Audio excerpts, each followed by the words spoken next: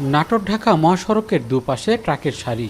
এসব ট্রাক ভর্তি আলু এসেছে উত্তরের বিভিন্ন জেলা থেকে সারিবদ্ধ অপেক্ষায় কোল্ড স্টোরেজের সামনে। কিন্তু হিমাগারে জায়গা সংকটের পাশাপাশি আলু আনলোডে ধীরগতি ভোগান্তি বাড়িয়েছে বহুগুণ। ঠাকুরের এলাকার কোনো কোল্ড স্টোরে জায়গা নাই, বিদায় নাটোরে আসছি। আমাদের নাটোরের গাড়ি, নাটোরের কোল্ড স্টোর, এখানে অনেক চাপ সৃষ্টি।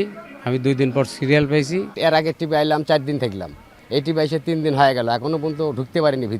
ভিতরে ঢুকতে আজকে পারবো কিনা সন্দেহ আছে।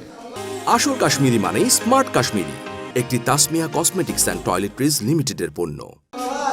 নাটোরে কোল্ড স্টোরেজ রয়েছে মাত্র 3টি, যার ধারণ ক্ষমতা 7,500 টন। কিন্তু এবছর আলু উৎপাদন বেশি হওয়ায় আগেই শেষ হয়েছে জায়গা। হিমাগারে গেটে এ বিষয়ে ঝোলানো হয়েছে নির্দেশনামূলক ব্যানার। তারপরও আলু ভর্তি ট্রাক নিয়ে এসে অনেক ব্যবসায়ী পড়েছেন বিপাকে।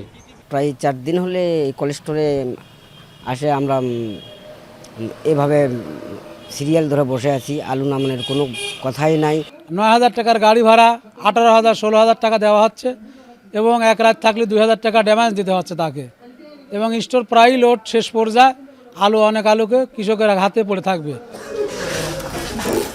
এদিকে আলু সংরক্ষণের চাপ বাড়ায় এবার স্টোরেজের ভাড়াও বেড়েছে। গেল বছর নাটোরে 70 কেজি বস্তা 280 টাকায় রাখতে পারল, এবার সেখানে গুনতে হচ্ছে 300 থেকে 350 টাকা। তবে ভাড়া বাড়ার কারণ হিসাবে স্টোরেজ ব্যবস্থাপনায় বাড়তি খরচের কথা বলছে কর্তৃপক্ষ।